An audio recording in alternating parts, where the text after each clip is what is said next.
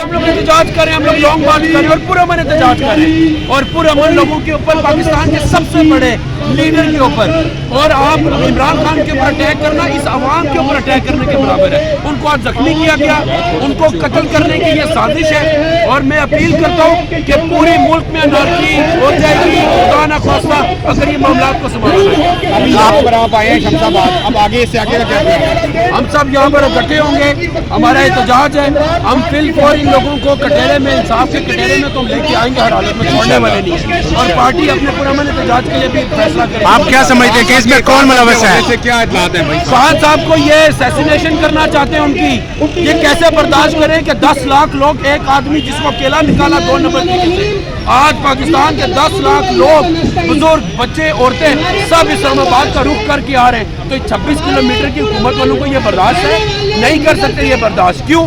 क्योंकि अगर इमरान खान आया तो शहबाज शरीफ तुम्हारी बचत नहीं, जरदारी तुम्हारी बचत नहीं और राना सनाउल्लाह तुम्हारी बचत नहीं। अल्हम्दुलिल्लाह खैर के साथ सुनने में आया इनिशियली कि उनका बहुत जख्मी हुआ, बट अल्लाह खैर करे, खान साहब ना तो वो ये लॉन्ग मार्च छोड़ेंगे, वो एक निडर आदमी है और ये पूरी कौम उनके साथ खड़ी है। तुम चलाओ गन्ने बंदूकें, हमें कोई फर्क नहीं पड़ने वाला। आप क्या समझते हैं कि इसमें कौन मुलव्वस हो सकता है सर? ये इसमें मुलव्वस राना सनाउल्लाह है, इसमें मुलव्वस सारी PMLN की टॉप लीडरशिप है जो चाहती है कि इमरान खान की असैसिनेशन